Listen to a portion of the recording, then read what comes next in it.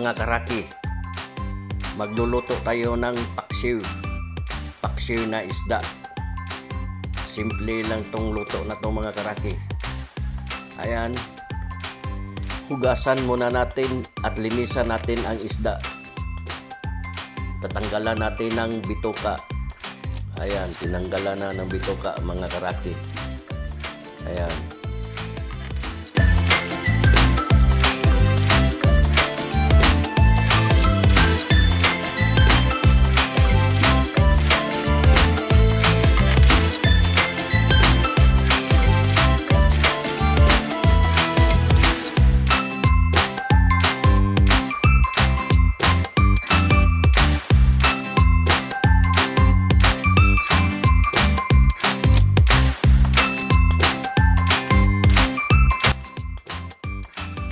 Pagkatapos malinisan ang isda mga karaki, ilagay natin ito sa kawali. Ayusin lang paglagay mga karaki. Ayan mga karaki. Pagkatapos lagyan natin ng mga spices. Una, bawang.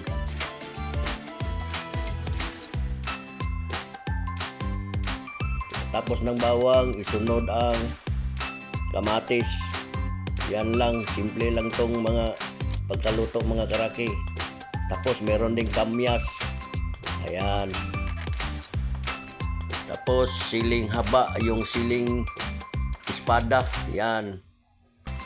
Siling espada. Yan lang ang mga spices mga karaki. Simple lang. Depende na sa inyo kung ano ang gagamitin yung mga spices sa paksiw. Ayan, pagkatapos niyan mga karaki, lagyan natin ng asin, panimpla, tsaka bitsin. Yun lang. Ang pinaka-importante ay ang suka. Naubos na ang aming sukang tuba, kaya sukang Silver Swan na lang ang aming ginamit mga karaki. Ayan.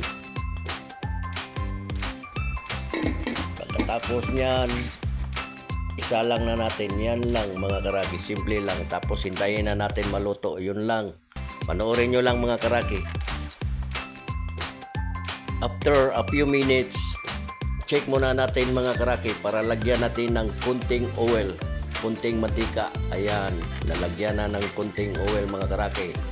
Ayan, luto na yan.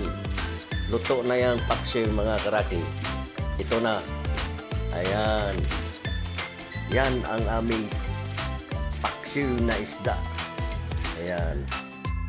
Simple lang. Hindi magastos at masarap. Ayan mga karaki.